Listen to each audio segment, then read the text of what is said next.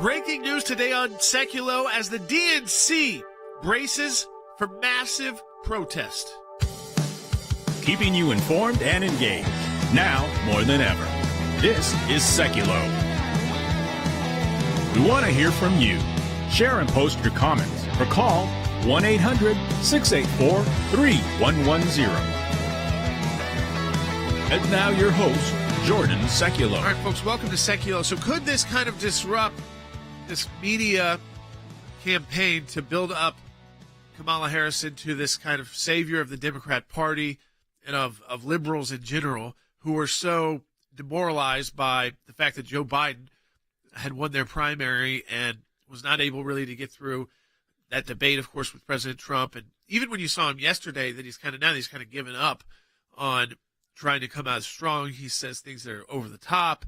There was a lot of mumbling, a lot of difficulty, and it's not really worth talking about much more than that because he's gone. I mean, he lame ducked himself, except for the fact of the issues of where Harris is trying to change. We'll talk about that on the show today as well.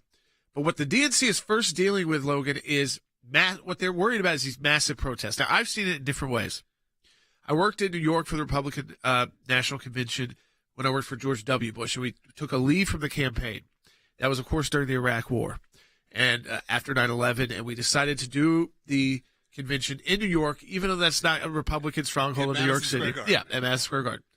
And there were massive protests. I think the largest protest in history. I can remember going through it. Yeah. Just being like, this is wild. And the whole streets were closed down around it. I mean, but again, then every once in a while the police would stop it and you could cross the street. Was really right after 9/11. Couple years after and this 9/11. was the anti-war protesters. Yes. And so, I mean, it was massive, but it wasn't violent.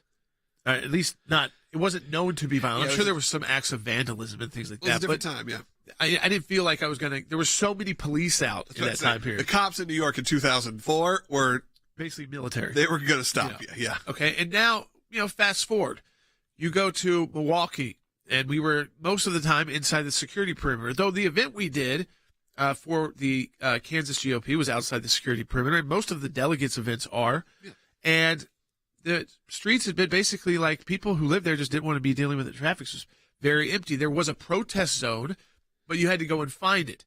That is the same thing in Chicago. The people who want to protest legally, and there's a lot of anti-Israel, pro-Palestinian protesters who have signed up to protest legally, the media will have to go out of its way to show. Well, that's what I was going to bring up. I thought was interesting. Is do you think when they pick Chicago a number of years ago now, they have to pick the convention 4 years usually out, if not more. They thought, well, Chicago, Democrat, run city, we're not going to have massive protests. Except they did once before.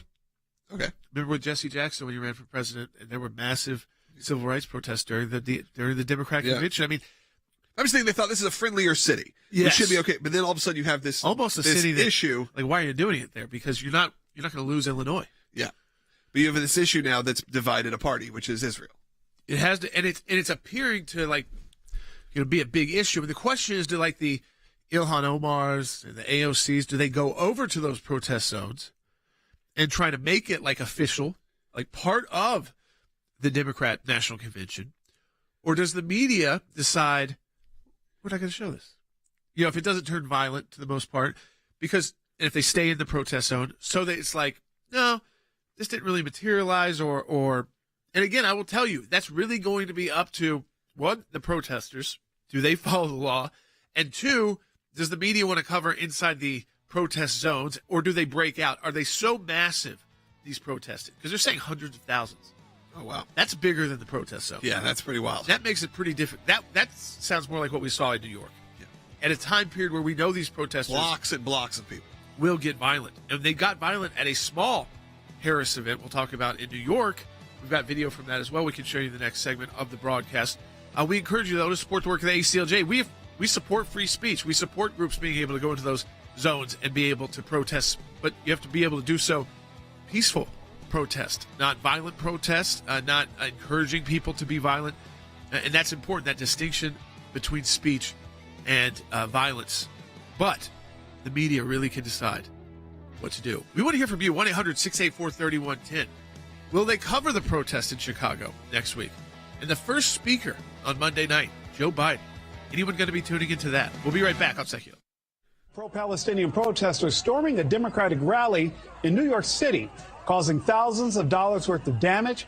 Protesters arrested during the chaos. Now, all this underscoring the increase in security at next week's Democratic National Convention in Chicago. There is concern that the DNC could be met with similar issues between protesters and police. Nearby hospitals are on alert, ready in case of a biochemical attack. But we'd be hosing these folks down right here. The Department of Defense funded this decontamination room at Rush University Medical Center. Officials are expecting tens of thousands to march, trying to get as close to the convention site as possible. Peaceful protesting and constitutional policing are the goals. Not images like this from the 1968 DNC in Chicago. This defunct courtroom has been cleared out, used primarily for training exercises for new CPD cadets. But as you can see, these pews have been brought in, and this bench cleared off in the event of mass arrest during the DNC. Typically what we see in protest cases are nonviolent offenses. There's no reason to delay people's release. Thanks to a new law called the Pretrial Fairness Act, which essentially eliminates cash bail, most arrestees during the DNC won't be required to appear in front of a judge. People obstructing traffic, engaging in reckless conduct, and resisting arrest, among other crimes, may still end up in handcuffs, but may also get off quickly with a citation and a notice to appear at a future date. There are radical networks all across the country who specialize in creating chaos. And unfortunately, that chaos, that media circus, is headed to Chicago. Criminal jury trials have been cleared for the week of the DNC, and criminal judges from other divisions of Cook County have also been asked to clear their calendars in the event that they need to be called into action to help process arrestees. Also, an additional 30 courtrooms have also been cleared out in the very rare event that this courtroom overflows.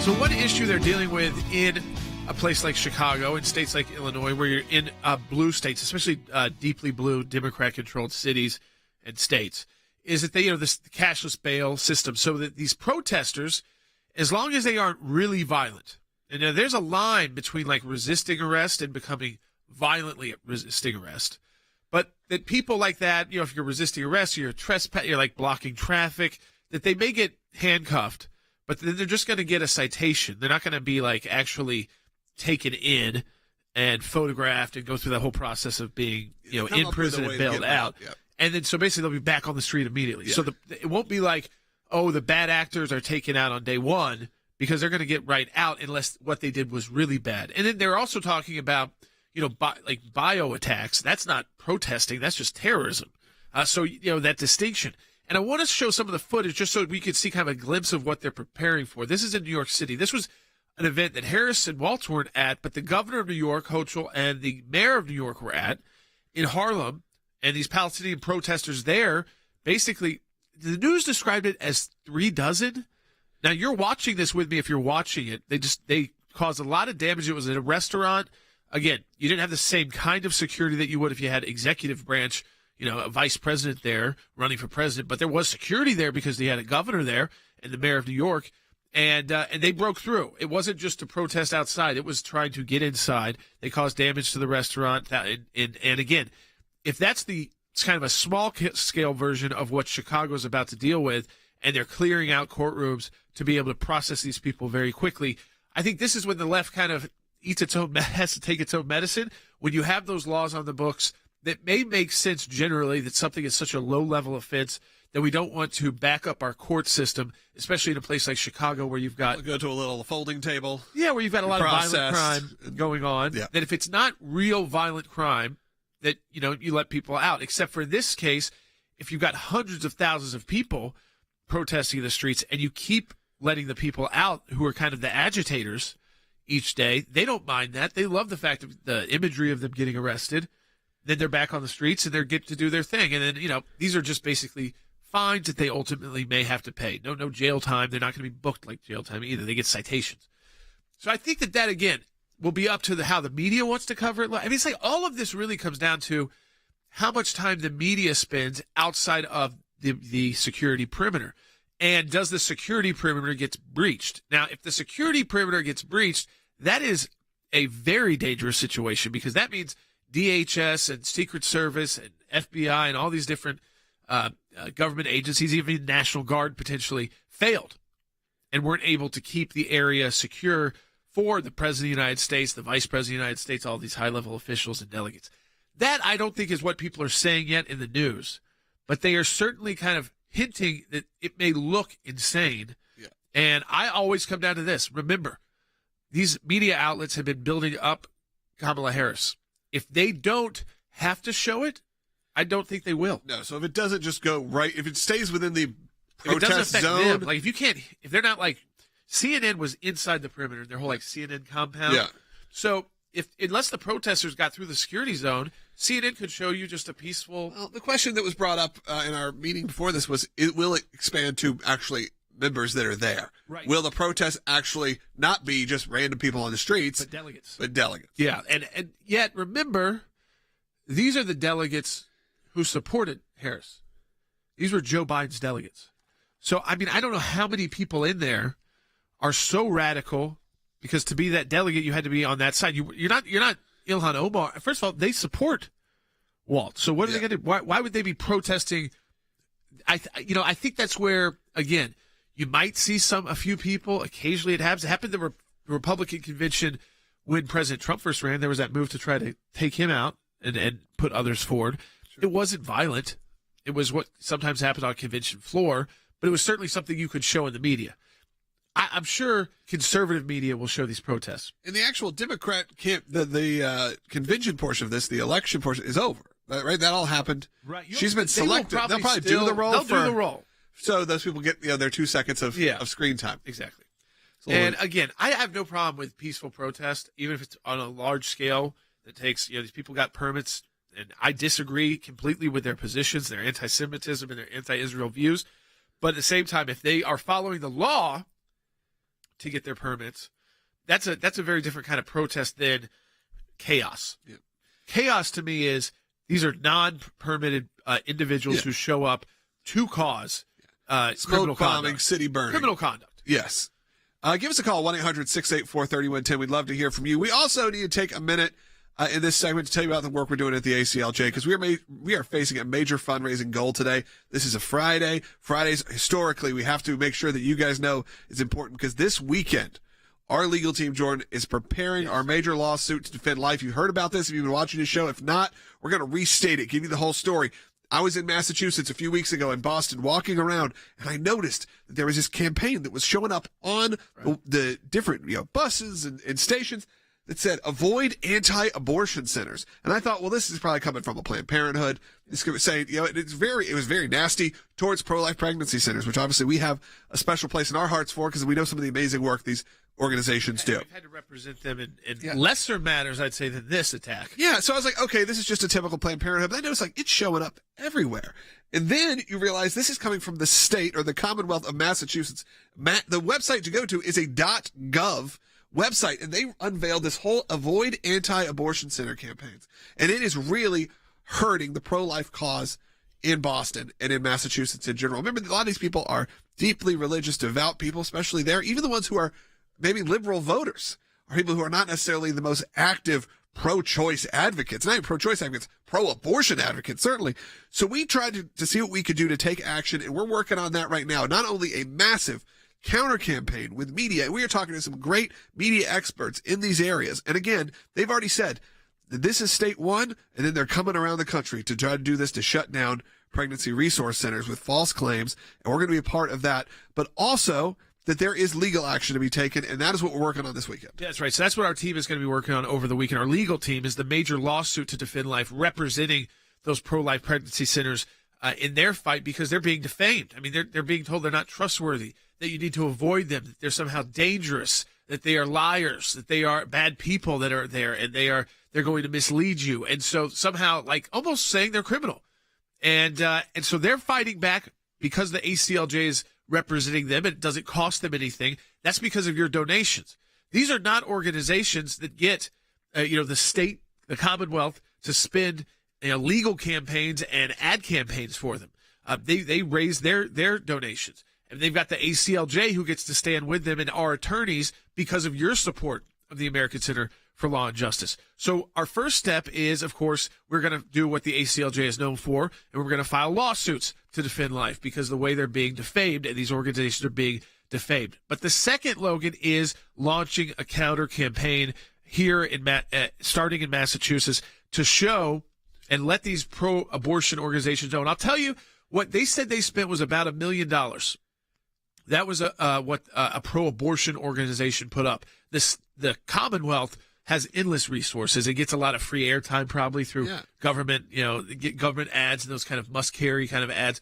But we know the pro-abortion industry said we're going to spend at least $1 million with you, Massachusetts, on putting these ads out. So that's what we're up against, is at least $1 million ad campaign. The legal side of it, of course, if you were had to hire something like the ACLJ to take a state on as well as these organizations in a defamation kind of case, I mean, that could be very, very expensive. Or if you were to succeed, you'd take so much of the cost would be gone into the legal team. Right. So it wouldn't even necessarily be worth it. But because we're the nonprofit supported by all of you and financed by our donors, we're able to do both. And I think we can be very successful both in court, Logan, but also in the counter campaign. So what I'm encouraging people to do is, if you can make a financial contribution to the ACLJ right now, you can use the QR code. You can go to aclj.org. You can go to the specific site where it's aclj.org/mass deception if you want to remember that. But any of those places you go right now, if you donate, your donations are going to be doubled, and we are going to be able to then take this counter campaign, Logan, and really that will determine the donations that we have. We've got the legal side, but the donations that we have, to launch a counter campaign, how broad it is, how big it is, how long it goes, and how far and wide. What kind of avenues can we utilize? The smaller side, it's the web, and on the larger side, it's going on broadcast. It's going on those traditional outlets like where you saw it, billboards, buses, during the local news, during an election year. Yeah, you have to have the money to respond to that. We can't do that without you. So I encourage you right now. We're going to file that lawsuit, you said, by Monday. So that's going to happen over the weekend. On Monday, it's going to happen. So we need you right now to support the work of the ACLJ. This is brand new for us. This is breaking new ground, new territory, something completely different than what we've done before. You're taking on not as just a state legally, but a massive media counter campaign. We can't do it without you. Again, it affects Massachusetts because it's then going to affect the entire country. Because if they know that they can't just do this and just destroy these pro-life pregnancy centers that do incredible work, provide food, provide clothes, and so much more than a Planned Parenthood ever could, we got to stand up for them. So right now, go to aclj.org. Make your donation right now. Big fundraising goal we have to hit today. Kamala Harris is set to release her first major economic plan as a presidential candidate later today in North Carolina. The vice president wants the first ever federal ban on price gouging, specifically aimed at food and grocery stores. Claiming that there's a big difference between fair pricing in competitive markets and excessive prices unrelated to the cost of doing business. Well, that's spoken like a true Bernie Sanders socialist. Kamala is reportedly proposing communist price controls. She wants price controls. They actually have the exact opposite impact and effect. But it leads to food shortages, rationing, hunger, dramatically more inflation. They failed horrendously in Russia and failed again just as badly in Venezuela. Now America wants to give it a spin. She's to the left of Bernie Sanders, Dana.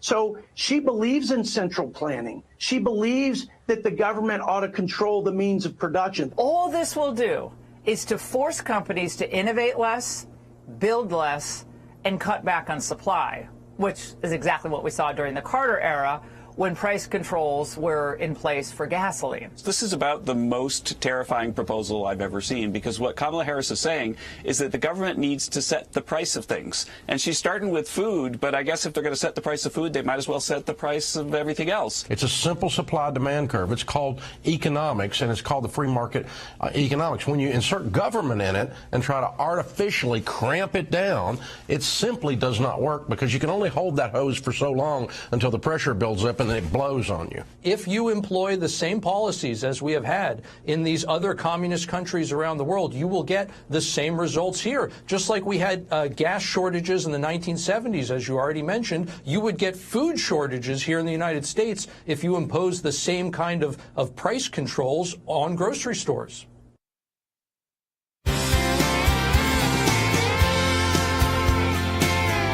Welcome back to Sekulow. We are taking your calls to 1-800-684-3110. That's 1-800-684-3110. We're joined by our senior counsel for global affairs, former Secretary of State Mike Pompeo. And before we get into some of the international issues, Secretary Pompeo, this is kind of like the day people have been waiting for to see Kamala Harris back out in the public. She's going to release her economic agenda today in North Carolina. And they've already kind of leaked out these price controls that are expected to be part of the package. And listen, I get why people might hear that and think, well, we kind of need something like that right now because of inflation. But this is not about tackling inflation. This is about dictating to grocers how much they can charge for groceries, even though they're having to purchase them at inflated prices as well. It's a lot more, to me, it sounds a lot more like communism. I want your thoughts on it. Yeah, we've been down this path. We actually know what the Harris economy will look like. It's the one we're living through now, the one that so many families are suffering under. When I saw them begin to return to price controls, I remember, Jordan, back when we've done this before, when the Carter administration tried to do it.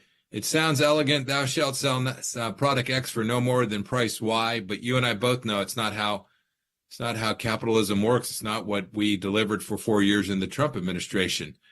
When you set those prices, you put in place a massive centralized bureaucracy to decide what is a fair price.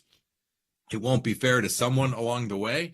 And what you'll end up seeing is massive inflation that will result from these price controls, because all of a sudden suppliers will restrict their output. And the next thing you know, store shelves are empty. You can't find the product that you're looking for. And frankly, everything will end up being far more expensive. It always sounds elegant to think government will direct something, but we all know, those of us who come from places like Kansas and simple places, we all know that when the government gets involved, the cost of something's going to get far worse. I mean, they're claiming too, Joe Biden's been this transformative and very successful president, but we're seeing this pivot by Harris, starting, we've seen it all week in the last 20 days, but I think the pivot's really starting today and then leading into their convention next week. Whether it's kind of adopting the same of, no taxes on tips and throwing that out there as like that was their idea, or telling people we're going to bring down the price of groceries, but they're not telling people we're going to do that by fixing inflation. In fact, I mean, it's like the Biden team and now the Harris team is telling America, and she's going to start with this today, they're giving up on trying to fix inflation. So they think the only way they can bring down prices is by the government mandating what the grocer can actually set the prices for, what the farmer, I guess, can sell to the grocer for, too. I mean, it affects the whole chain. And like you said, they decide to hold back, not produce as much, or wait because they know the sales will be lower, and they've got to be able to make money to continue to grow these vegetables and put these products out. Jordan, long before I entered politics, I ran a small business. If the government had told me what I could sell the product for, I'd try to figure out how to do it successfully and still make money and take care of my employees and my community and all the things that every small business all across America does. But man, it will become incredibly difficult. I suspect they don't think they can get this passed anyway. So this is much like student loan forgiveness. This is much like this fantasy about no taxes on tips. These are things that they are just grasping at straws, trying to disconnect from the last 4 years. Sadly, I can't believe they're doing that as a political matter, but I'm convinced that the American people will see straight through this, Jordan.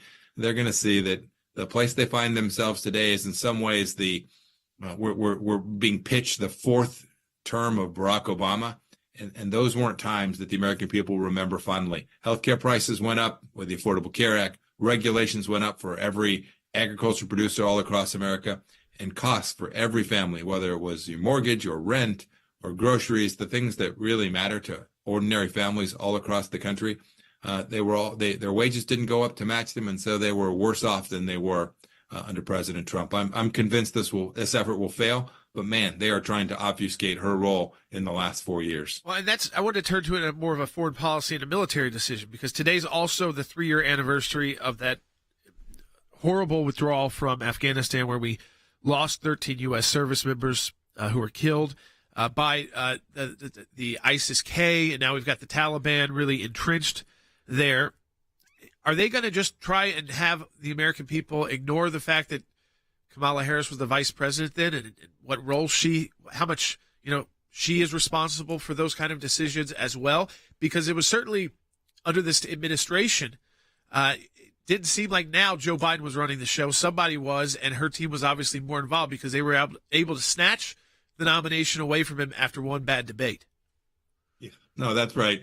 Look, they want to have it both ways. I don't blame them for wanting that. You can't in life, Jordan. Your kids know this. You've taught them this. You can't have it always. They want to say she was the last person in the room, and she was the key influencer of Joe Biden's decision. And then they want to say, look here, nothing to see. The death of those 13 Americans, the debacle that was the departure from Afghanistan, the fact that the Taliban are parading through a base that the United States had in Bagram, Afghanistan for years and was an important strategic asset for us. The fact that that's all happening is a direct result of Kamala Harris and her efforts. She has to own it. She should try and explain why they made the decision that they did. They were proud of it, as you'll recall. They said this departure from Afghanistan was successful. I promise you that the people who were the soldiers that served there for 20 years or the Marines who served there for 20 years didn't view it as successful. And sadly, Vladimir Putin saw it as failure as well. And I think there is a direct line between the failure of America in Afghanistan to stand with our friend, our partner, our ally, and the tens of thousands of lives that have been lost in Ukraine. Putin's responsible for it, make no mistake about it, but he saw a green light to invade Europe because President Biden demonstrated he had no backbone, he had no resolve, and he wasn't going to defend American interests the way that we had done for the 4 years before him. Thank you for joining us, Secretary Pompeo. And always, folks, we have experts like this on our team at the ACLJ because your support of the ACLJ, as Logan said, this Friday, going into these special life and liberty drives where the donation that you make is doubled, so you can have double the impact. And you think about these issues, something that stands out to me still is the fact that probably one of the reasons Joe Biden is not the nominee is he got up on that debate stage and said, no U.S. troops have been killed. While I'm president. And today marks the 3-year anniversary when we lost 13 U.S. troops because of a withdrawal that could have been planned for years. And again, it doesn't mean that everything's always going to be perfect in Afghanistan. It's one of our biggest probably stains in modern history. And certainly of this administration, which Vice President Harris, like they said, was the last person always in the room with him. Yeah, absolutely. And that is why we always have to fight back. Look, we did a documentary series real time when that came out. Our Christmas movie we did last year was involving the storyline. It was involving a veteran of that moment in time. That resonated with a lot of us very tremendously, and I think we can't forget it. It's very easy to forget. It's very easy to forget even that Joe Biden is president. I think they've done a really good job of kind of removing all reminders. When a lame duck president happens, often that kind of happens. You kind of just move on. But you got to remember how recently this all was. But today, as you said, is a major goal for us. We try to hit fundraising goals every day. But today, knowing we're about to file on Monday and knowing we have such a big project ahead with this counter campaign, we can't do that without you. And of course, as Jordan said, we can't have people like Mike Pompeo and our supporters here at the ACLJ, all this incredible team you see here. And again, I always say there's dozens of people working just on this hour every day. We can't do that without you. So I encourage you right now, go to aclj.org. If you're watching, scan the QR code. If you're brand new, hit the subscribe button, by the way, on YouTube right now, or follow on Rumble. Both of those are really appreciated as well. So let's have a big day in subscribers. Let's have a big day in fundraising. Help us out. ACLJ.org, second half hour coming up, less than a minute break. Last summer, we launched our first ever ACLJ Life and Liberty Drive. We never could have imagined how much you, our ACLJ members and ACLJ champions, would exceed our expectations, and we can't thank you enough. We'd love to tell you that 1 year later, threats to life and liberty are no more. Sadly, the radical left is relentlessly doing everything it can to destroy the very foundations of this great nation: life, religious liberty, and the Constitution. The good news is your ACLJ team has not slowed down. We continue to fight in courtrooms across the country, including the Supreme Court, to defend your freedoms and to save innocent babies. And we're proud to announce the return of the ACLJ Life and Liberty Drive. Right now, your tax-deductible gift will be doubled, dollar for dollar, doubling your impact to defend your freedoms and help save innocent lives. Go to aclj.org right now and join us in this fight. Keeping you informed and engaged. Now more than ever. This is Sekulow. And now your host, Jordan Sekulow. So we are going to take your calls to 1-800-684-3110 on this Friday. We're finding out more about the Democrat National Convention. We talked about the protests that are planned and whether or not those protests are going to lead to absolute chaos in Chicago. That remains to be seen. We know from work that we've been doing, there are people, of course, on issues that we don't agree with who have applied for legal permits to protest within the free speech zones that are outside the secure perimeters of these conventions. And the reason why they have those secure perimeters is you have basically half of Congress there, so half the Senate, half the House. You've got the executive branch there. You've got a president, a former a vice president, former presidents, and delegates. So that you want to, at a certain point in the city, have a place, whether it's just a few blocks, where they can walk without fear of a bomb going off in a car. I mean, that's how the checks go. They check every vehicle, for explosives and terrorist attacks. But protests as well. Normal protests can be huge, but they can be contained, or they can get out of control depending on who is behind the protest and how, I guess, committed the agitators are and willing to be arrested, willing to take on the police and the security that will be put in place. Or is there enough security put in place? That's always a question. But we're also learning how this is going to kind of play out. So what's interesting is, where will Joe Biden, the current president of the United States, be, who was the nominee less than a month ago to be president for another 4 years? He is speaking, Logan, on the first night of the convention. Monday night. He, along with Hillary Clinton. Okay. They got moved to Monday so they're night. just again, Monday night, typically not your prime time spot. I mean, there's some great people, I'm sure, that spoke at the Republican convention Monday night, but not where you expect the current sitting president to be. Right. And then on Tuesday, they're trying to reel people in. They got Obama. So I think that's a move to try and get people who would not typically even tune in yet. Yeah. To say, he hasn't given a ton of even I'm speeches. Intrigued a little to see Obama again. I mean, I think you should give us a call, by the way, 1-800-684-3110. Do you plan on watching any of the Democratic National Convention? He really has stepped away from politics. Yeah, I had no plan. Until recently when he kind of re-engaged it with Harris. Yeah, I'll be honest, I have very little plan or plan at all to watch the DNC. It would probably be unavoidable, as you said, if you flip on the news. It will be around. We do, obviously, at our government affairs side and the show, we're gonna watch. We're gonna cover it. Yeah, but I'm not just gonna be sitting around going, some of the artists 3 hours casually thought in the background. That's probably not going to happen for the DNC. However, you do have a speaker like Barack Obama. Again, like you said, was a president, very popular president. I'll be curious to see how they react, and how they react knowing that, the Michelle situation, it didn't happen, but there was that talk. So, is this preparing? Financially was a problem. And it was financially a problem was because Joe Biden and the Democrats had raised a lot of money, hundreds of millions of dollars in hard dollars. Those are the campaign dollars that are regulated and how much you can actually donate to the actual campaign, not to the super PACs, not to the 527s. And they figured out under the law, you can't just have someone assume that. It had to be someone kind of already connected. And Harris was, by being the vice president. The easiest one. So she's able, legally, there's not even a question there, to jump right in. In fact, when you look at a lot of these web addresses still, they'll say Joe Biden still. Yeah, email addresses, all that. So they assume the entire campaign. And taking in Michelle Obama would have been, I'm not sure legally could have worked. And even it could have. I don't know if they had the time to figure it out. Let's go. Should we take a call? But no, what's interesting, look, they're bringing back Bill Clinton. I could see that. Bill Clinton is going to speak on the third night, and that's when the vice president, he's going to introduce Waltz. All right. So you're starting to bring back the former presidents who have, again, they haven't not done anything, but they have not given those, what did you say, hard hitting? You haven't heard much. It's mostly humanitarian or nonprofit stuff you'll hear him from speaking. Right. You'll hear him speak at Habitat for Humanity or something where they all get together. Partisan with Republicans. Yes, exactly. Some sort of C-SPAN book panel. Rarely, like you said, doing political stump speeches. So that should be pretty interesting. Yep. So again, give us a call, 1-800-684-3110. Here at the ACLJ, the two things that we're focused on right now: massive lawsuit to protect those pro-life pregnancy centers because they are being defamed by the Commonwealth of Massachusetts and these pro-abortion organizations. But we also want to engage in a counter-campaign. And the size of that counter-campaign is going to depend on the resources we have to spend on it at the ACLJ. And that directly corresponds to you. If you donate today at aclj.org, you'll be part of our Life and Liberty Drive. Your donation will be doubled. Do it today.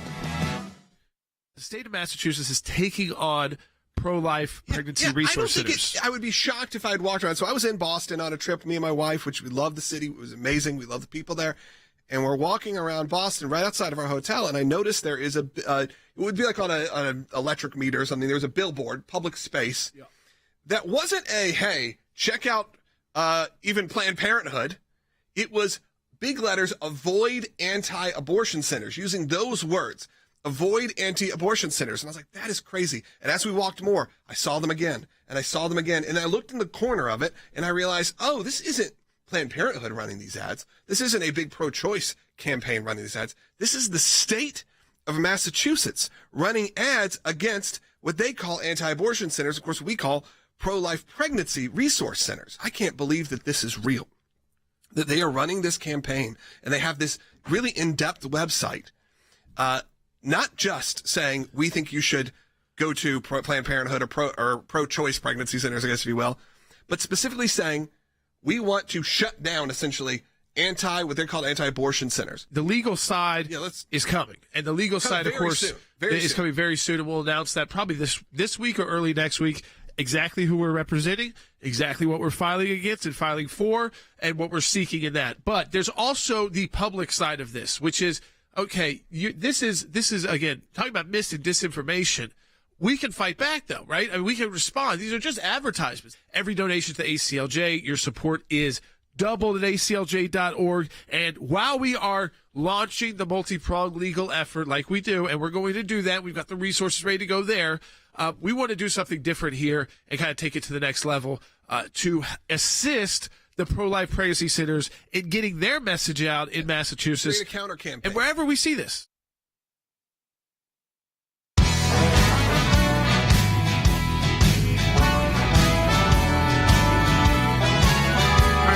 Sekulow. We said we're taking your calls at 1-800-684-3110, and we're going to do just that. And one of those questions we had for you is, how much time are you going to commit to the Democrat convention? I mean, obviously, there will be a lot of people that say, I'm not going to pay attention at all. I think if you're into politics, if you're watching a show like ours, it's tough not to tune in at least to the big speakers. I'm not expecting you to watch every congressman and all day, but, prime time, at least those last couple nights. And maybe, again, I think that what they've done is figure out where they want to put people who leave a bad taste in voters' mouths. So they're putting Hillary Clinton and Joe Biden in night one.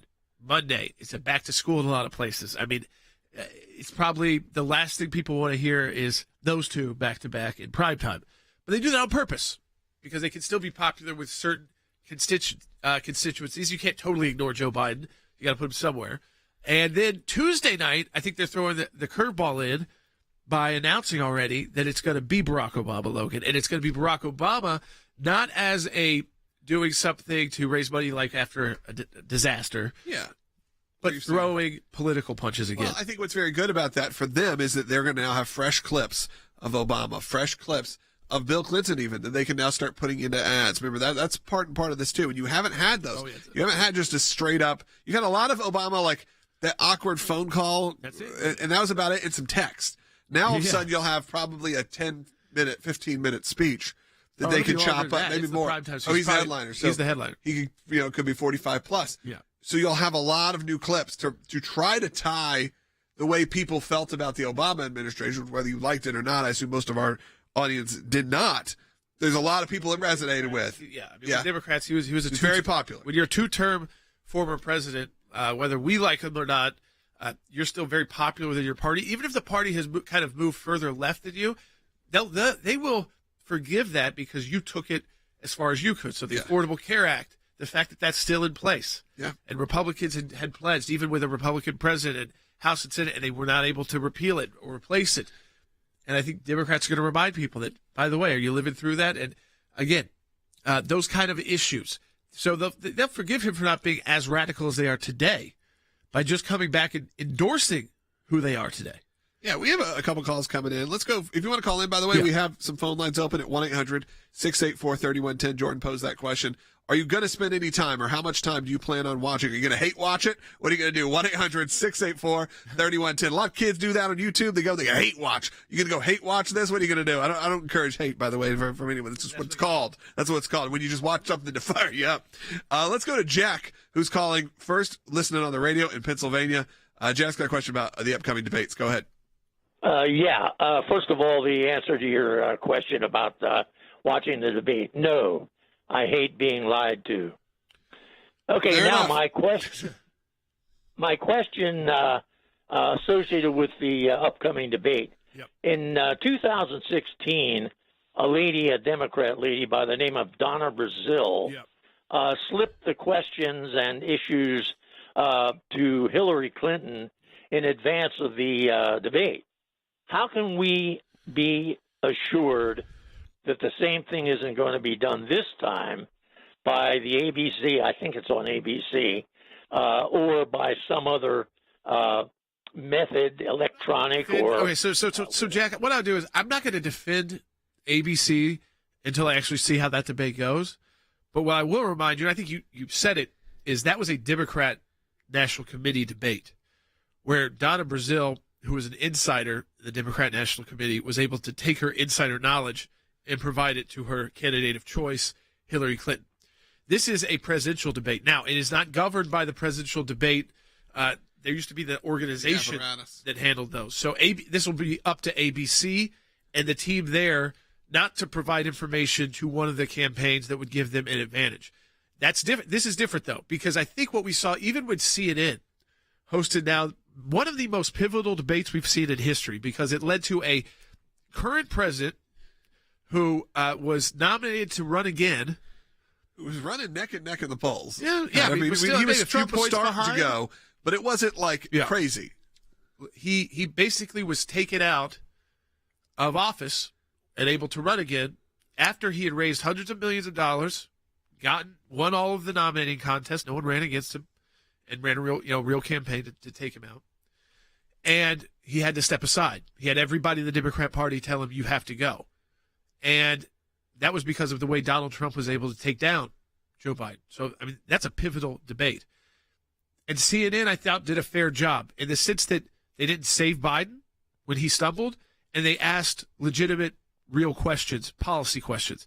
If ABC does that, well, then it's up to Donald Trump and Harris to answer those questions. Yeah. And I don't know what the audience thing is going to be like. If it's going to be similar to what I think that actually worked. That model worked pretty good that CNN did. And people questioned, would it be weird not to have anybody there at all? But I actually think if you're going to be fair with your questions, let the candidates answer. And if that means they can't answer, people can point that out very quickly, as well as the other candidate. And it can be more pivotal. Usually I wouldn't put as much weight behind these debates because usually you have three of them plus a VP debate. And so it kind of ebbs and flows. But there was one debate that Donald Trump, I think, lost a lot of voters on in his reelection. That was the first debate where he just kept kind of cutting off Biden, and it looked just obnoxious. Yeah, that very first debate. And though he did much better in his next two debates, it did great in this. Too good in this. Unfortunately, I think he did too good in his first debate here. Yeah. But, and this Biden time, had a historically bad debate. Yeah, I think there's also that. So too. as much as you'll hear people say VP nominees don't matter, well, they certainly do in this case because they became the nominee for president. And that these debates don't matter. Without anyone voting for them. them. They matter more, I think, in our time that we live in now than ever before. And that's because that may be all people consume at all, is just what the takeaways are from the debate. Not that even watching it, because they're hard to watch. They're watching highlights. They're watching clips. I mean, look, the last debate was gigantic. The ratings were huge. I expect you'll have similar ratings just because people have not really heard from Harris in this way. In a long time, at least. Certainly not going sparring with Donald Trump. And how will Donald Trump handle that? So it's going to be interesting. But it's in September 10th. I mean, it's close to the election day. Pretty close. That's when does early voting start? Pretty early this year, not right? That early. Not 2 September, months early. No. No. But, within a month of that, probably. So you're probably talking about a month early. We'll find that out. Some places, you probably start putting in your request and things like that for states that you had to request an absentee ballot.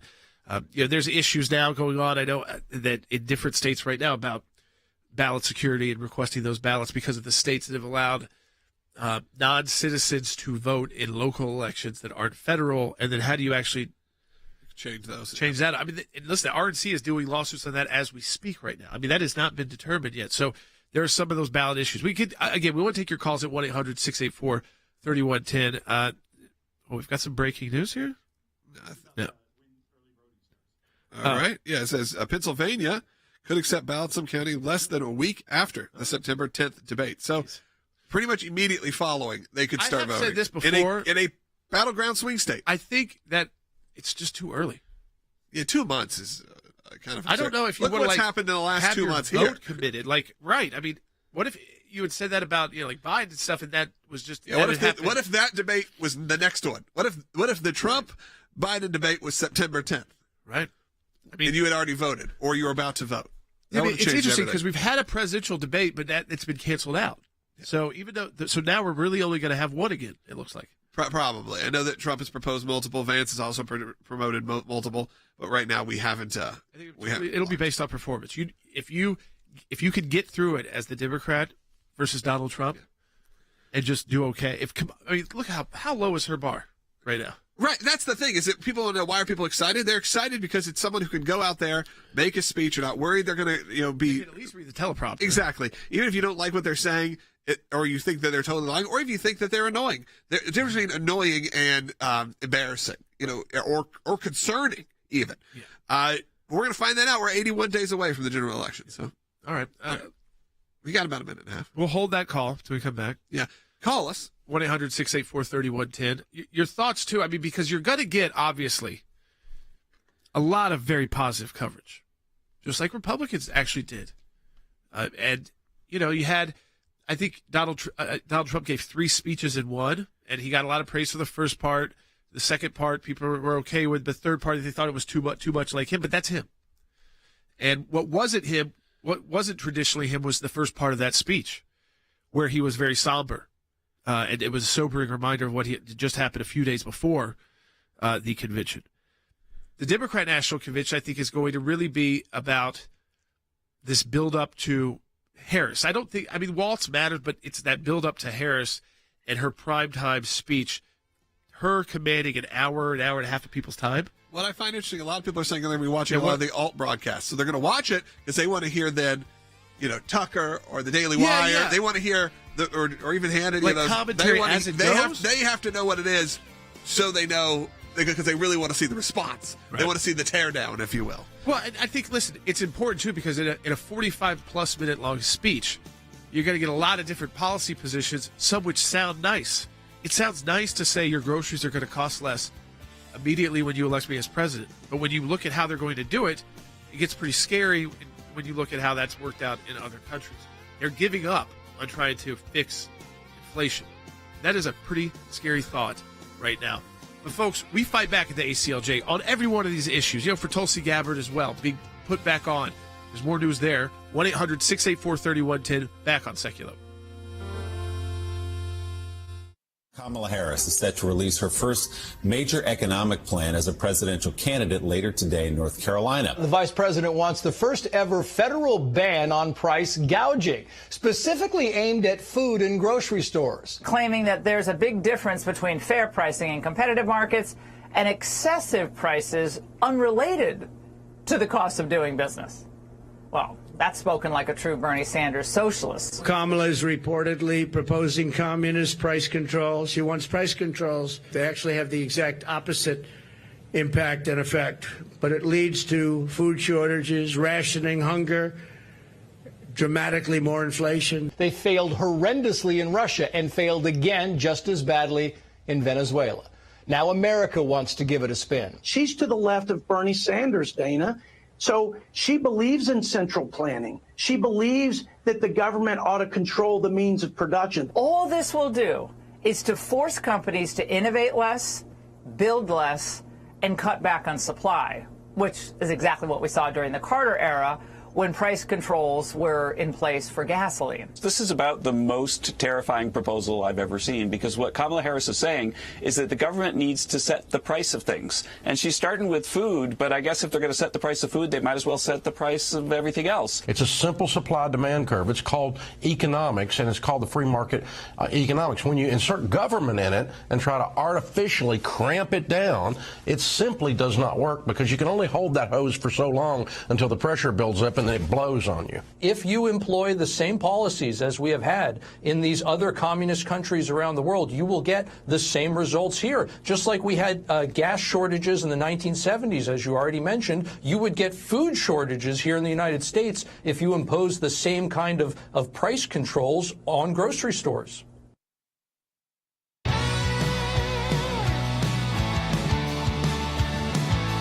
All right, welcome back to Sekulow. To an update, because you know Tulsi Gabbard is a colleague of ours here on the Sekulow broadcast, has been again targeted, and you know we've got the FOIAs out as well as other legal actions preparing in multiple agencies, and it looks like that targeting continues for her and for her husband of the Quad S targeting, which you may have randomly gotten before if you travel a lot. It's not so weird to get once in a while the secondary security screening. You won't be able to check it online. They go through all your luggage. It's like a 45-minute long process. But if it's happening to you every time you travel, you realize you've probably been put on what's called the Quiet Skies list. Quiet Skies is only in place to prevent terrorist attacks and to secure Americans in air travel. And yet this is continuing. And so we are continuing to fight back there. I want to give people an update because it's kind of all over the internet and all over the different news sites. And of course, we're taking all those steps because we have expertise at the ACLJ in dealing with these agencies, whether it's like the IRS, the Tea Party cases, impeachment, dealing with the intel community, the special counsel, Bob Mueller. You've got to handle it, each way, and you've got to have a strategy. And we're doing that at the American Center for Law and Justice. I wanted to update people that dangerous attack on, if it can happen to the most high-profile Americans, the people who are on TV every single day. I said this, Logan, just to kind of throw it out there to people, and I think they should think about it this way. Usually when you hear about the ACLJ representing someone, the reason why we're able to get it in the news, it also kind of becomes a story, is because the ACLJ is doing it. Uniquely here, both the ACLJ but also our client, like we representing President Trump in a private capacity, this is the ACLJ representing Tulsi Gabbard. So you've got also with her high profile. And the fact is that if the government will do it to her, and continually, and know that she's going to tell people about it. And know that she has probably access to some pretty high-end legal representation. Not high-end legal representation. She's a member of the U.S. military. Yeah. Active duty, 24 years and ongoing. So, I mean, again, I wanted to update people. I think that did not go away. It's just getting started. Yeah, we're just starting to work on it. Let's go ahead and take some phone calls. Let's first go to Lynette, calling in New York, who is an ACLJ champion, which if you're an ACLJ champion, you get preferential treatment on calls. So Lynette has not been holding the longest, but you got it up, and we have another ACLJ champion after that. So Lynette, you're on the air. Good. Thank you so much. And I'm also a prayer supporter. Thank you. Of you as well. And I am, thank you for taking my call. My comment is that I am pleading with everyone listening. I'm pleading in Jesus' name to please be extremely counterintuitive or go against what your ordinary comfort level would be. Everyone who loves the Lord, who loves America, or just loves truth and wants to be able to defend truth has to watch every single second of what goes on at that convention and with the debates and with just everything, because the enemies, I'm referring to Satan's weapon right now against this country is uninformed and disengaged, I'm sorry, I'm making up words, disengaged people. And that's the easiest group to deceive. It's the easiest group to push with just emotional, little emotional tricks and also with sound bites. So please, I'm pleading with everybody to really fight against that, to every single person be a personal witness of everything that is said and done from here on out. Well, and I think, listen, this is why they're throwing out, and Harris is going to throw it out today, before the convention, that we're going to make your food cost cheaper. And listen, they know in a presidential election, like you said, Lynette, a lot of people will vote in presidential elections that don't vote in other elections. And they vote kind of based off the sound bites they hear and kind of emotion. Donald Trump has been very good at that, about bringing out people who were totally disaffected, who had just stopped voting entirely, even in presidential elections. And those people, you kind of the forgotten American, if you will. And, there's going to be a lot of people that just read a headline about Harris saying the prices will come down over food, and they're not going to go to the second part of that, which is that these are going to be price controls like they do in communist countries, and that ends up where you have food shortages and lines, and people really, the only people that can get the food they want are the wealthiest. Well, I want to encourage everyone, if you do decide to watch every second like she did, choose wisely of what network that you decide to put your ratings behind, because I think that says a lot too. Yep. Pushes the right people to the right advertisers and so on. So let's go ahead and take some more calls. Lewis is calling on line 2, who's an ACLJ champion. Colorado, you're on the air.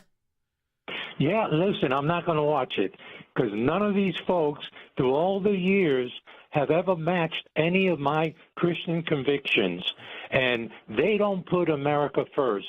So I don't need to hear from them. I've heard from them all these years, and they are not on my biblical principles as a Christian, standing up for life and for this country. Yeah. So, and for Israel. Yeah, Lewis, I think a lot of people feel that way and feel that they're not speaking for you, and why would you waste your time? I think it's like this. If you're in a community that's pretty conservative, and and your friends, and kind of like your neighborhood or and where you live or your church, so basically your life, where you're most of your time. So you're not dealing with a lot of people you got to debate with or you're trying to convince. Then I think it's different. If you are in a place that's more split, 50-50, or maybe you've got kids who are first-time voters, young people, or just kind of like I said, those forgotten voters who are starting to show back up again in states all across the country and have kind of shook up what is a battleground state, places like Georgia, North Carolina, where Harris is speaking today, still a battleground state, where you can have sometimes very conservative people win and very liberal people win the state, get to a statewide elected office, federal and state. You have to be able to get into a discussion. And if you're going to be able to discussion or debate, you've got to know what they're proposing, and you've got to be able to take it apart. And now, listen, that's not everybody's job is not to be an expert, to be an economist, but you can get informed enough so that when you are talking to maybe a friend or family member who brings up and says, "Well, yeah, but this sounds pretty good," you can respond in a positive way about actually, well, yeah, it sounds good, but this is actually what it does. And I think if you can be educated to that level. You're doing your job as an American by being able to talk to people and say, kind of walk them through what the things that might sound great are not so great. Hey, we only have about a minute and a half. We're going to quickly go to Annabelle in California, who's an ACLJ champion. Because you're on hold, Dion, I'm sorry we're not going to be able to get to you today. Call back on Monday, and we'll get you first in line. Annabelle, go ahead quickly with your comment. All right. I'm Vanilla. I actually lost my voice and power of my body. What I didn't lose was the power of my prayer, the power of the upcoming vote, and the power of my purse. The lines have been dangerously blurred between our outside enemies and the current administration's policies. The ACLJ has the unparalleled experience, expertise, the will, and the heart. What they don't have is a wherewithal without our support. So I have decided, because of these perilous times, to double my champions amount, and I just plead with everybody to join me in supporting the critical efforts of the ACLJ to protect and maintain life and liberty. I also like my support to honor the memory of Jay's brother, your uncle. God bless the ACLJ, and God bless America. Thank you so much for your call, Annabelle, and it's a perfect time to wrap up. Yeah, and it's a good reminder, too, that if you are an ACLJ champion, you are getting the benefit of the donation being doubled. And if you're someone like Annabelle says, you know what, I like that they're launching this counter campaign, different than just the legal effort from the ACLJ, but the counter campaign, and I want to get behind that. You can increase, this month and say, you know what, I'm an ACLJ champion, but I'm going to make an extra donation, or I'm going to increase my recurring amount. Of course, this is if you're financially able to do it. You're in a position that's not going to hurt you. This is a great time to do it, Logan. That's right. Do it right now. Go to aclj.org. And if you're brand new to the broadcast and you haven't done it yet, if you're watching on YouTube or Rumble, subscribe right now.